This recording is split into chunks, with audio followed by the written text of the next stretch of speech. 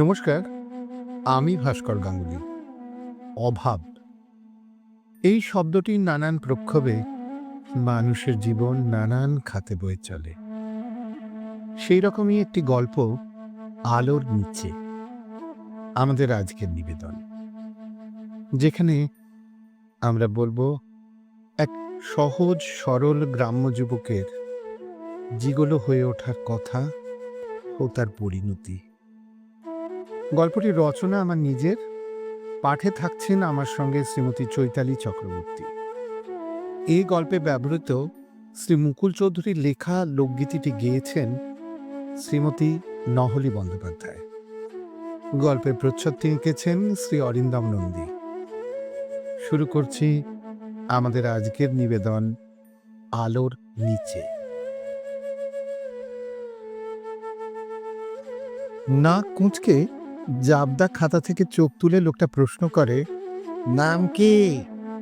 বিলু উত্তর দেয়, বিল্লদল চট্টোপাধ্যায়। নামের ওজনে লোকটা এবার চশমাটা বাঁ হাতে দুটো আঙুল দিয়ে তুলে বলে, কানা ছেলের নাম পদ্মলোচন, নামের গমক দেখা। তা বাবা বিল্লদল, এ নাম তো এ কাজে অচল, জানো তো কি কাজ? বিলু ঘাড় কাত করে, বলে হ্যাঁ। লোকটি স্বগতোক্তি করে, জানি না বাপু, এসব ব্যায়ামের মাস্টারের কাজে নামার থেকে বৈঠকখানা বাজারে মোট বউ ঢের ভালো। মুস্কো জোয়ান বেটা ছেলে, নেহাতি রোজগার না করলে আমার হাঁড়ি চড়বে না, তাই এই বয়সে এই কাজের খাতা লিখতে আসা। বিলু ঠিক এখানেই লোকটিকে থামিয়ে দিয়ে বলে, ঠিক বলেছেন কাকু, নেহাতি রোজগার না করলে হাঁড়ি চড়বে না, তাই এই কাজে আসা। আপনার আমার অবস্থা একই, শুধু এই কাজের রকম ফের। লোকটার কথা বাড়ায় না, হাতের ইশারায় সোফাটায় বিলুকে বসতে বলে। নোংরা সোফা জায়গায় জায়গায় গর্ত হয়ে ফোম বেরিয়ে গেছে, ঠিক বিলুদের টিনের চালের ঘরগুলোর ছাদের মতো। দিন রাত সবটাই সমান সেখানে। সোফাটার গা ঘেঁষে একটা উঁচু টুল, তার উপরে কটা প্লাস্টিকের বোতলে জল রাখা। বোতলগুলো দীর্ঘকাল পরিষ্কার হয় না বোঝাই যায়। ফটফটে দুপুরে ঘরটায় মধ্যরাতের অন্ধকার, টিন টিন করে একটা আলো জ্বলছে। বিলু একটা ভালো করে দেখে এবার।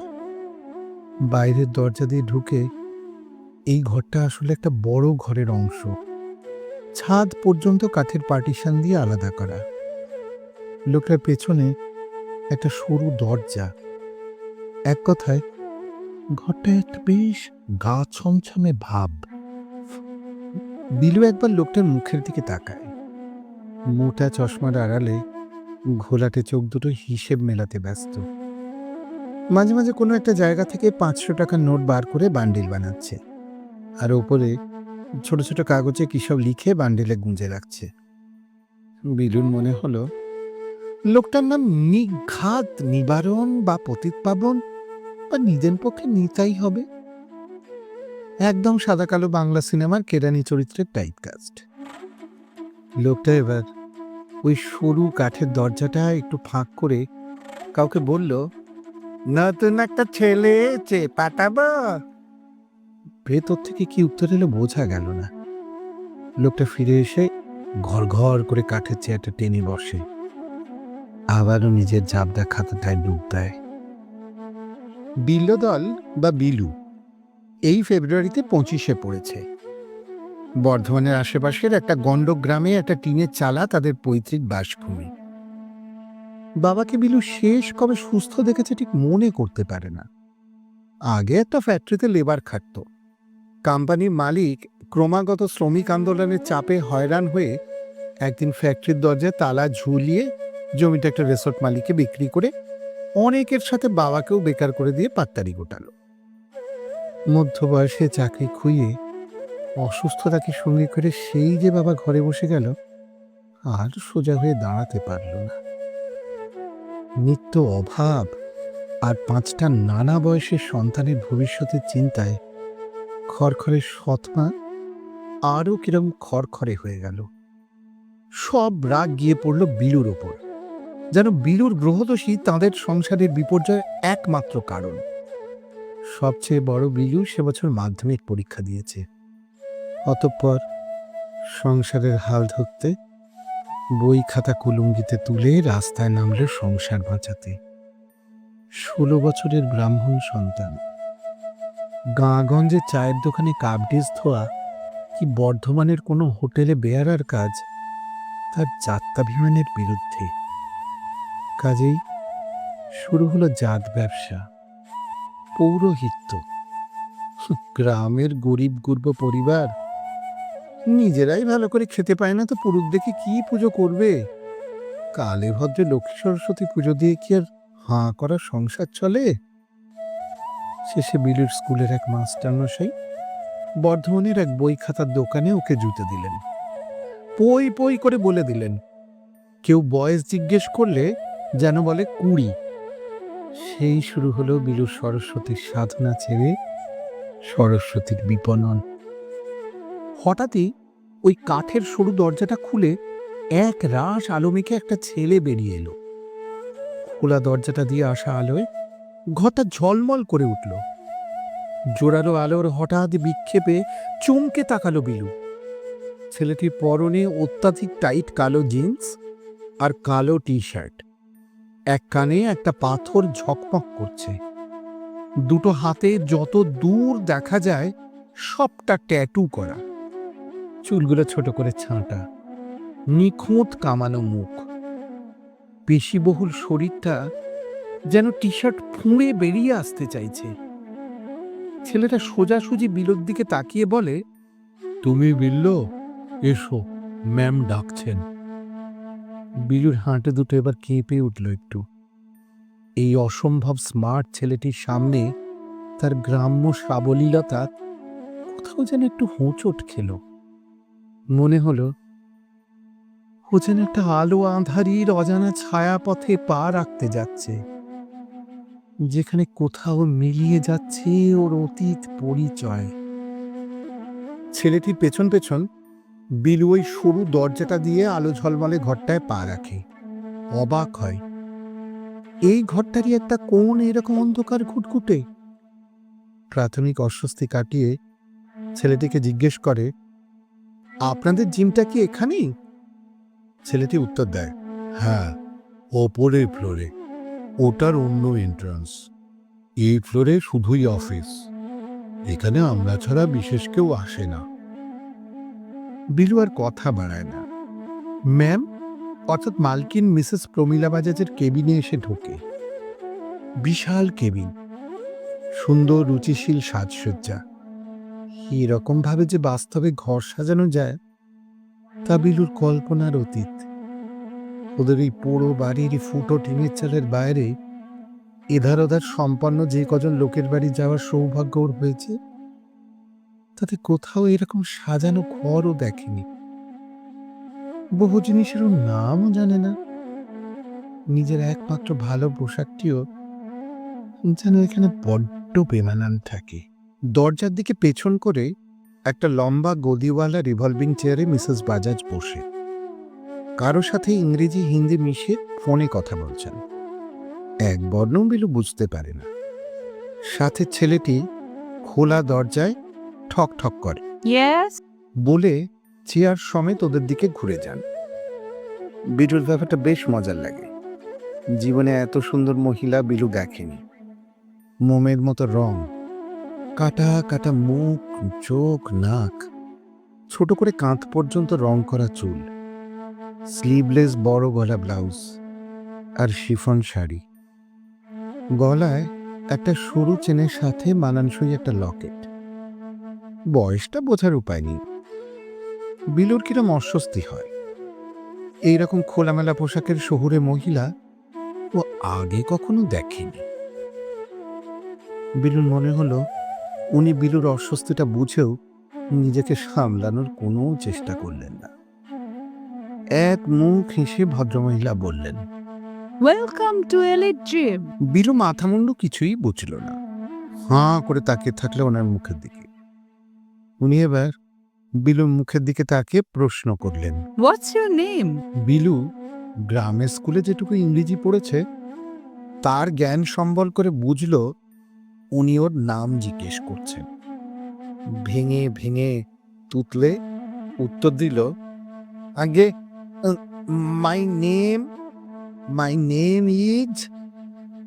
মিসেস বাজাজ বিলুরে উৎসাহী চেষ্টা নস্যাৎ করে দিয়ে আবারও খিলখিল করে হেসে ঝরঝরে বাংলায় বললেন, হয়েছে বাবা, মিস্টার শেক্সপিয়ার, বাংলাতেই বল। বিল্লদাল চট্টোপাধ্যায় ম্যাডাম।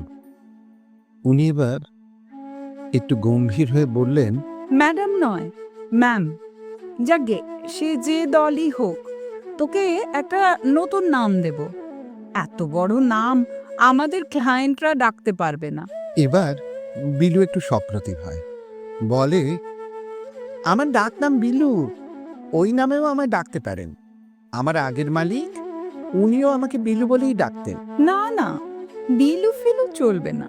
দাঁড়া, বলছি কি নাম দেওয়া যায়। পাশে দাঁড়ানো ছেলেটিকে উদ্দেশ্য করে বলেন। রিকি, ভোলা কাকার কাছ থেকে নামের খাতাটা নিয়ে আয় তো।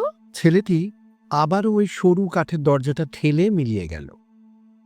ম্যামের বিলু নামটা এরকম অশ্রদ্ধার সাথে উচ্চারণে ও একটু মনক্ষুণ্ণ হল।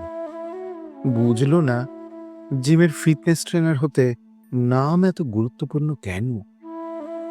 বিলুর বেজার মুখের দিকে তাকিয়ে মিসেস বাজাজ এবার নরম সুরে বলেন, আসলে কি বলতো, সুন্দর নামের আজকাল কদর নেই। খাতির শুধুই সুন্দর শরীরের। তাই তো এই জিমে লোকজন শুধুই শরীর বানাতে আসে। এখানে এত খটোমটো নাম দিয়ে কি হবে? তুই ভাবিস না, তোকে একটা সুন্দর নাম দেব। কথাটা শেষ করেই টেবিলের ওধার থেকে হাত বাড়িয়ে বিলুর গালটা টিপে দেন। লজ্জায় কুঁকড়ে যায় বিলু। মনে মনে বলে, বড় অসভ্য মহিলা তো। এইরকম করে কেউ অপরিচিত একটা সমর্থ ছেলের গায়ে হাত দেয়? আবার ভাবে, এটাই বোধহয় শহুরে কায়দা। সমাজের লক্ষণ রেখা কি তবে বিলুর জীবনে পার হতে চলেছে? যদি তাই হয়, ওই বা কি করতে পারে? গরিব মানুষের গোলার্ধে লজ্জা, ঘৃণা, ভয় থাকাটা যে অপরাধ। ভাগ্য আর পরিস্থিতির সাথে যুদ্ধ করে প্রতিনিয়ত ছিনিয়ে নেওয়ার রাজনীতির যুপকাষ্ঠে গলা পেতে বসে থাকে বিলুদের মতন সহস্র মানুষ। তাদের জীবনে আচার নেই, বিচার নেই, সংস্কার নেই। আছে শুধু ক্ষুধার অনুভূতি, যে অনুভূতিতে পাপ পুণ্যের অভিব্যক্তিহীন এক ব্রতভ্রষ্ট জীবন। বর্ধমানের বইয়ের দোকানে কাজটা বেশ চলছিল। মালিকটিও অভাবী কিশোর বিলুর সুন্দর মুখের কল্যাণে খানিকটা ভালোবেসেই ফেলেছিলেন ওকে। সরল সাদাসিধে গ্রাম্য ছেলে, লোভ নেই, খাটতে পারে, কথা শোনে, কোনো ক্লান্তি নেই। শুধু ঘরের অভাব ওই বয়সী ছেলেটিকে পথে নামিয়েছে। নয়তো এ তো ওর পড়াশুনোর খেলাধুলার বয়স। প্রথম মাসে বিলুকে একটা সাইকেল কিনে দিয়েছিলেন, যাতে বাড়ি থেকে যাতায়াতটা সুগম হয়। খাওয়া দাওয়া, জামা কাপড় সবই দিতেন, সাথে চলনসই একটা মাইনে। তবে সে মাইনে সংসারের গনগনে উনুনে কতটা জ্বালানি জোগাতে পারত তা স্বয়ং বিধাতাই জানেন। রোজ 24 কিলোমিটার রাস্তা সাইকেলে যাতায়াত আর বই খাতার গাঁটলি ওঠানো নামানোতে বিলুর চেহারাটা বেশ পেটানো হয়ে উঠল। কিন্তু বিলুর ভাগ্যে বোধহয় সব কটি বদগ্রহের একত্রে সহাবস্থান। বইপ্রেমী মালিকটি হঠাৎই হার্ট অ্যাটাকে মারা গেলেন। বিলু পড়ল অথই জলে। ঘরে বসে থাকা অসম্ভব। নিত্য মায়ের গঞ্জনা। দামড়া ছেলে হাতির মতো গতর করে থালা থালা ভাত ওড়াচ্ছে, রোজগারের কোনো চেষ্টা নেই। এইসব বিলুর পরের ভাইটা সবে স্কুলের পাঠ চুকিয়ে তখন পার্টির এক দাদার দাক্ষিণ্যে সবে সবে মাস্তানিতে নাম লিখিয়েছে।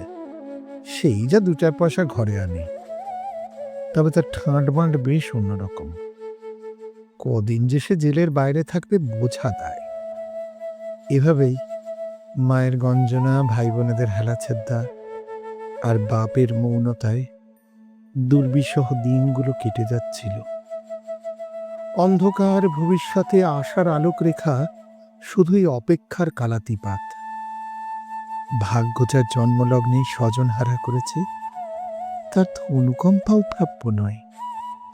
ভাতের অধিকার শুধুই উপার্জনকারীর। বিলুর মতন সমর্থ জোয়ান ছেলে অন্যের উপার্জনে প্রতিপালিত হবে, এ যেন সামাজিক অপরাধ। যতই তা সাময়িক হোক না কেন, এই রকমই অপমানের, লাঞ্ছনার দিন যাপনের মাঝেই এই জিম ইনস্ট্রাক্টরের কাজের খবরটা পায়। বর্ধমানের একটা সাইবার ক্যাফেতে একটা অনলাইন ইন্টারভিউ হয়েছিল। এরা জানিয়েছিল পূর্ব অভিজ্ঞতার কোনো দরকার নেই, শুধুই দরকার রোগহীন ভালো স্বাস্থ্যের। বাকিটা শিখিয়ে নেবে। খাওয়া থাকা ছাড়াও যা মাইনে দেবে তা খুব একটা খারাপ নয়। বাড়িতে খবরটা দিতেই এর আপদ বিদায়ের সাথে মাস মাস অর্থাগমের ব্যবস্থায় বাকিরা বেশ খুশি হয়েছিল। মা একটু নাকি কান্নার অভিনয় হৃষ্টচিত্তেই বিলুকে বিদায় দিলেন, আর দিব্যি করিয়ে নিলেন যে প্রতি মাসের প্রথমেই যেন বিলু বাড়িতে টাকা পাঠায়, না হলে বাপের চিকিৎসা, ভাই বোনেদের পড়া সব শিখে উঠবে। বিলুও বাঁচল বাড়ির নিত্য থালা থালা হাতির খোরাকের কটু বাক্য থেকে, আর এরাও বাঁচলেন অপাংতেয় বিলুর দৃষ্টি দূষণ থেকে। বিলুর জীবনের একটা অধ্যায় না লেখা হয়ে থেকে গেল ওই পুরো বাড়িটার টিনের চালের ভাঙা ঘর বারান্দায়। আপনজনের ঘৃণা মাথায় নিয়ে এসে পড়ল এই স্বজনহীন স্বার্থপর বড় শহরটায়, যেখানে সে একটা ল্যাম্পপোস্টকেও চেনে না। মাস 2 হলো বিলুর এই জিমে, তবে এখন আর সে বিলু নয়। নামকরণ অভিধান ঘেঁটে প্রথম দিনই তার নাম হয়েছে জিকো। এখানে সবারই ওই রকম নাম, কেউ রিকি, কেউ ভিকি, কেউ ড্যানি, কেউ আবার জন। নামের সাথে কাজের যে কি সম্পর্ক তা আজও বিলু বুঝে উঠতে পারল না। কিন্তু ওই কালো টাইট টি শার্টে পেতলের প্লেটে জিকো নামটা দেখতে বেশ ভালো লাগে ওর।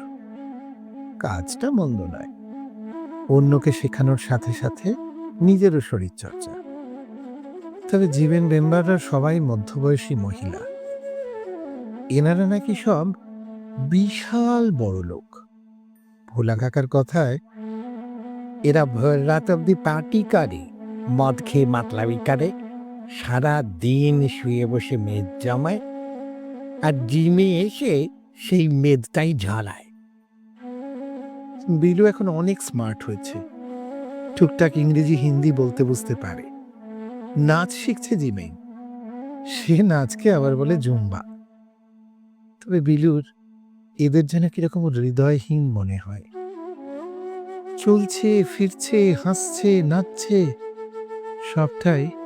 সবটাই কিরকম যেন দম দেওয়া, সবটাই যেন কিরকম স্থূল।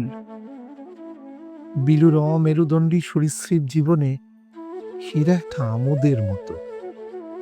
হয়তো বিলুর মতো এদের জীবনেও কোনো দুঃখ আছে, না পাওয়া আছে, হয়তোবা আছে সব হারানোর গল্প।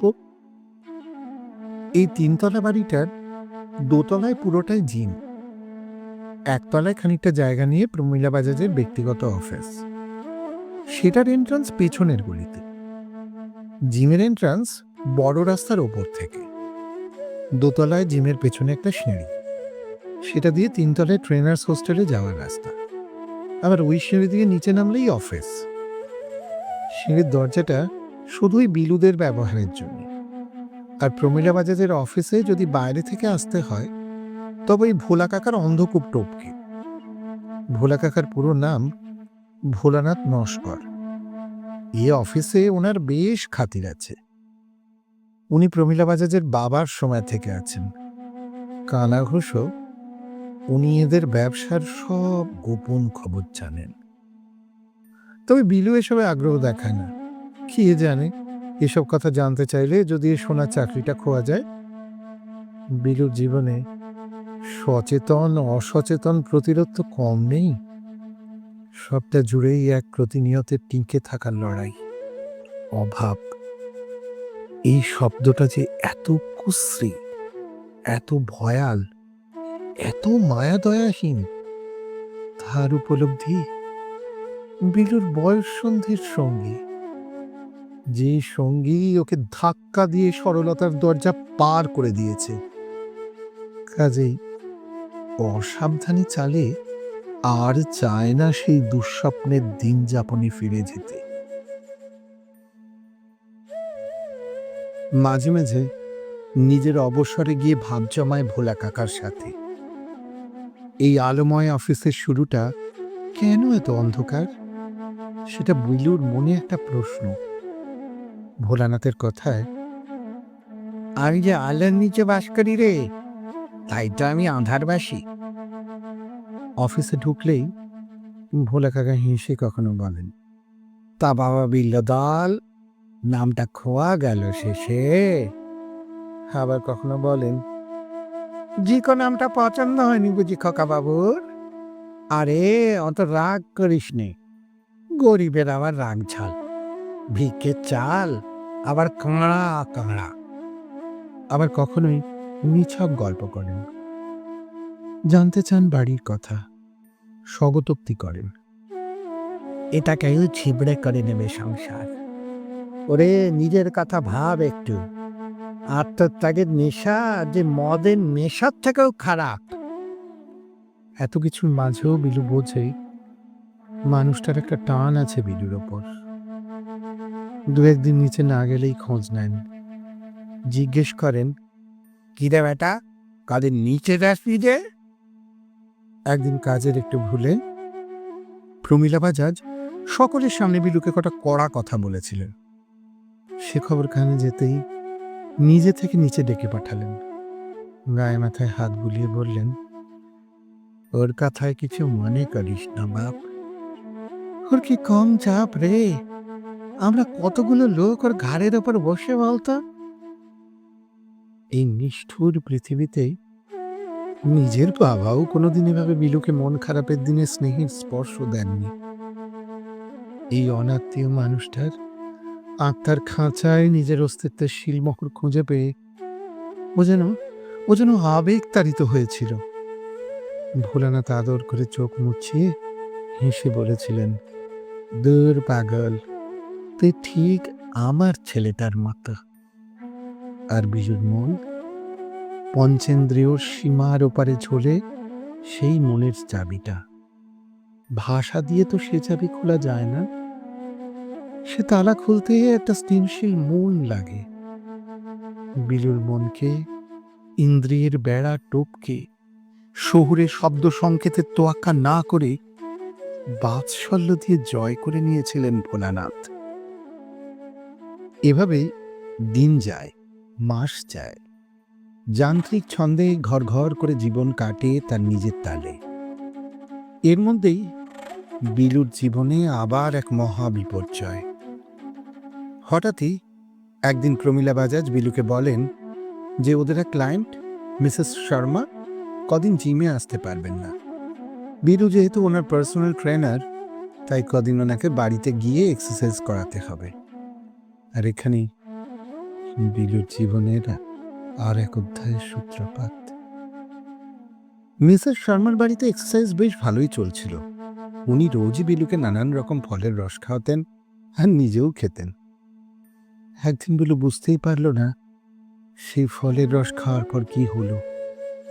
যখন সম্বিত ফিরল, নিজেকে ওনার বেডরুমে আবিষ্কার করল বিধ্বস্ত বিবস্ত্র অবস্থায়। বুঝতেই পারল ওর জীবনে আবার একটা দুর্ভাগ্যের দুর্যোগ নেমে এসেছে। নিজেকে গুছিয়ে নেওয়ার অবকাশের মাঝেই প্রমীলা বাজাজের আবির্ভাব। হাতে মোবাইল ফোনে বিলুর সংজ্ঞাহীন সময়ের ভিডিও। ওকে অবাক করে প্রমীলা বলেন, হাতে খড়ি কেমন হলো জিকো? বিলু নিজেকে গুছিয়ে নিয়ে ছুটে পালাতে চায়। পেছনে প্রমীলার শান্ত গলা, যেতে চাইলে যা, কিন্তু পুলিশ তোকে খুঁজে বার করবেই। আর এসবে শাস্তি কি হয় জানিস তো? হয় সারা জীবন জেলের ঘানি, না হলে ফাঁসি। হো হো করে পৈশাচিক হাসি দেওয়ালে দেওয়ালে ধাক্কা খেয়ে বিলুর পায়ে বেড়ি পড়িয়ে দেয়। শুরু হয় বিলুর জীবনের ক্যাম্পে এক নিষিদ্ধ পরিচ্ছেদের। সেখানে সেখানে প্রেমহীন, অভিব্যক্তিহীন, আবেগহীন শরীরী খেলার গবেষণা শুধু। মুখে জালি পড়া কুকুরের মতো বিলুর জীবনের কলমেও জালি পড়ল। লেখা হলো না কোনো প্রেমের কবিতা। মনন সমৃদ্ধ সৃজনের বাসভূমি দখল করে নিল কামাতুর উদগ্র চাহিদারা। প্রেম, সেখানে প্রেম অনুপ্রবেশকারী। ভোলানাথ পুরোটা শুনে আক্ষেপে বলেছিলেন, রে প্রথম দিনই তাকে সাবধান করেছিলাম, শুনলি না তো, শুনলি না। ও আমার ছেলেটাকেও শেষ করেছে, তোকেও করবে। ওর হাত বড় লম্বা রে, পালানো খুব মুশকিল। তার থেকে নিজের আখের গোছা, ভবিষ্যতের কথা ভাব। একবার এই কাজে নেমেছিস যখন, তখন আর পালানোর পথ নেই। আজ বিলু বোঝে কেন ট্রেনারদের এত খাতির। লোক দেখানো জিমের দামি পর্দার আড়ালে এক নিষিদ্ধ অন্ধকার বেলাভূমি। এখন যেন ভোলা কাকার ওই অন্ধকার অফিস ঘরের মানে খুঁজে পায় বিলু।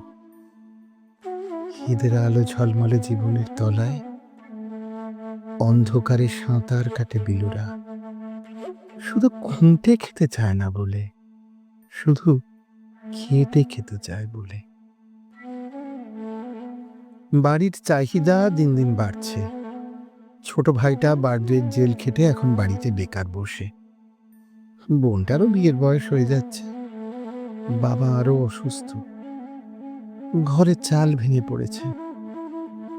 এত সব দাও দাও, নেই নেই এর মধ্যে বিলুর আর নিজের ভবিষ্যৎ ভাবা হয় না।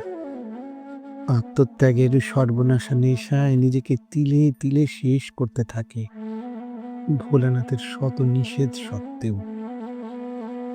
এর মধ্যেই একদিন খবর এলো বাবা খুব অসুস্থ। ডাক্তার একটা কঠিন অপারেশন করতে বলেছেন। অনেক খরচ, প্রায় $1,05,000 দরকার। কোথায় পাবে বিলু এত টাকা? যা পায় তার বেশিরভাগ তো বাড়িতে পাঠিয়ে দেয়। কিন্তু কিন্তু এটা বুঝতে পারে না, যাও পাঠায় তা যায় কোথায়। তবু বাবার অসুস্থতার খবর নিয়ে প্রমীলার কাছে আর্জি জানায়, ধার চায়। বলে, আমি না একটু একটু করে শোধ করে দেব। প্রমীলা এক কথায় নাকচ করে দেন। এদিকে বাড়ি থেকে তাগাদার পর তাগাদা, সাথে অনুভূতির সুরসুরি, বিলুর স্বার্থপরতার নানা উদাহরণ। আর কোথাও কোনো টাকা জোগাড়ের ব্যবস্থা না পেয়ে শেষে বিলু প্রমীলার প্রায় হাতে পায়ে ধরে। প্রমীলা ধার দিতে রাজি হন, সাথে একটা শর্ত। বর্ষশেষের রাতে শহরের উপকণ্ঠে একটা বাগান বাড়িতে প্রাইভেট পার্টি আছে, সেখানে নাচতে যেতে হবে। বিলু যদি সেই পার্টির কাজটা ভালোভাবে করতে পারে তাহলে উনি দেবেন টাকাটা, আর সাথে ভালো টিপসও পাবে। এসব কাজ বিলু আগে করেনি, শুধু শুনেইছে। তবু নিরুপায় বিলু রাজি হয়। ভোলানাথ শুনে বারণ করেন, বলেন, এসব পার্টি বড় ভয়ানক হয় রে বাপ। যাস না, যাস না তুই। এইরকমই একটা পার্টি আমার ছেলেটাকে খেয়েছে, তোকেও যদি। শেষ করতে পারেন না কথাটা। অব্যক্ত অশ্রুধারা অন্তরকে ভাসিয়ে দেয় কি এক অজ্ঞাত আশঙ্কায়। তবু বিলু যে নিরুপায়। নিজেকে ভোগ্যপন্ন করে তুললে যদি তার জন্মদাতা প্রাণে বাঁচে, তার সৃষ্টির অঙ্গ হয়ে নিজেকে ভোগের বস্তু করে তুললে যদি পিতৃত্বের ঋণ খানিক শোধ হয়, ভোগের বিশুদ্ধ ঈর্ষায় যে মানুষরা অন্যকে ভোগ করে তৃপ্তি পায়, হবেও তাদের ভোগ্য নিজের আত্মার দামে। শরীরের শুদ্ধতা কি শুধুই মন্দিরের দরজার পবিত্রতা, নাকি মূর্তির বিশুদ্ধতা? হবেও ভিনদেহী এক আত্মা। ভোলানাথের কঠোর নির্দেশ সত্ত্বেও বর্ষশেষের রাতের মায়াময় আলোর নিচে এসে দাঁড়ায় বিলু। চোখে মোটা কালো কাপড় বাঁধা। এইসবের নাকি এটাই দস্তুর। নর্তক জানতেও পারবে না কে তার দর্শক। অজস্র পুরুষ কণ্ঠের রেরংসা বিলুর ভেতরটা যেন কাঁপিয়ে দেয়। উদ্দাম বাজনার উত্তাল ছন্দে শুরু হয় সে অদ্ভুত নৃত্যকলা। অজ্ঞাত দর্শকদের মনোরঞ্জনের জন্য মঞ্চে ক্রমে ক্রমে নিজের অঙ্গাবরণ খুলে দিতে থাকে সে। লোলুপ নরমাংসভোগী কিছু বিত্তবিলাসী বিকৃত জান্তব চিৎকারে রিপুর প্রতিটিকে যেন অনুভব করে সে এই ঘরটির মধ্যেই।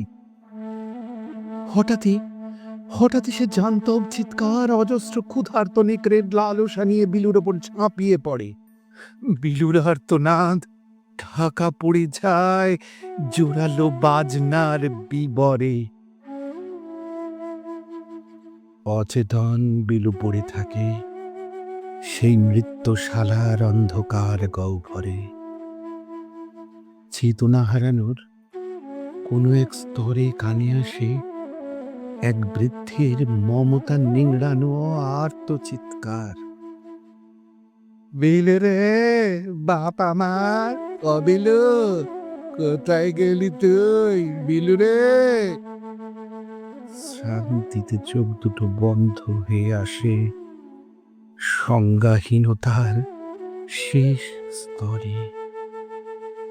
ভোলানাথ তার মলিন মোবাইল ফোনে কাউকে বলেন, এখন এখন অ্যাম্বুলেন্স পাঠান বাবু, এখন অ্যাম্বুলেন্স পাঠান। আর আপনিও আসুন বাবু, আপনিও আসুন। আজ আমি প্রমীলা বাজাজের সব সব গোপন কীর্তির কথা, সব গোপন কীর্তির খবর আপনাকে দেব আপনাকে। কালকের ব্রেকিং নিউজ হবে আপনার। নিজের ছেলেটাকে তো বাঁচাতে পারিনি, কিন্তু কিন্তু এই ছেলেটিকে আমি কিছুতেই মরতে দেব না, দেব না মরতে, মরতে দেব না। সন্তান হারানো এক পিতার আত্মজের মৃত্যুর প্রতিশোধ না নিতে পারার বিবেক যন্ত্রণা আজ বুঝি আগুন হয়ে ছড়িয়ে পড়ে তার বিশ্বস্ততার চেনা লক্ষণ রেখায়। যার ওপারে অচেতন হয়ে পড়ে আছে তার সন্তান সদৃশ আরেকটি ছেলে। শহরের বুক চিরে হুটার বাজিয়ে অ্যাম্বুলেন্সটা ছুটে চলে কোন এক হাসপাতালের উদ্দেশ্যে। আকাশে তখন এক নতুন বছরের নতুন সূর্যে নতুন আলোর রেখা। রইয়া রইয়া ওরে নীর দরিয়া আমায় দে রে ছাড়িয়া বন্দি হইয়া মনবা পাখি হায় রে কান্দে রইয়া রইয়া ওরে নীল দরিয়া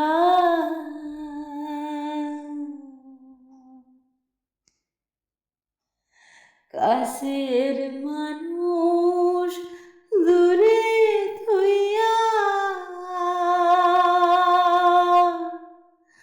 মরি আমি তড়ফড়াইয়া রে কাছের মানুষ দূরে থইয়া মরি আমি তড়ফড়াইয়া রে দারুণ জ্বালা দিবানিশি দারুণ জ্বালা দিবানিশি অন্তরে অন্তরে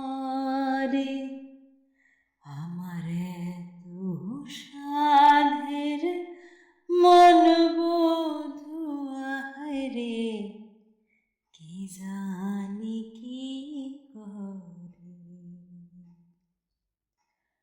ওরে নীল দরিয়া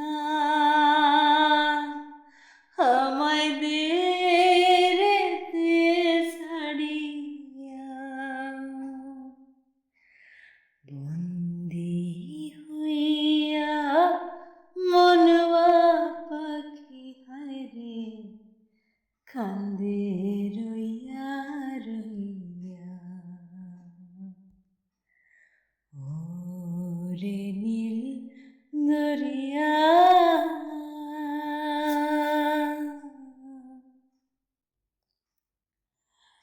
হইয়া আমি দেশান্তরী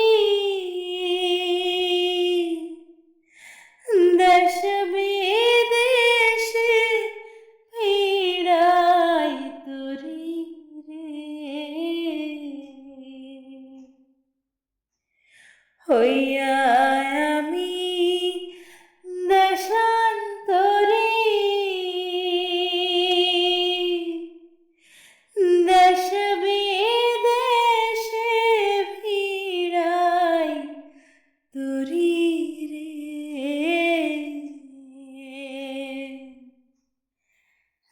নোর ফেলি ঘাটে ঘাটে নোর ফেলি ঘাটে ঘাটে বন্দরে বন্দরে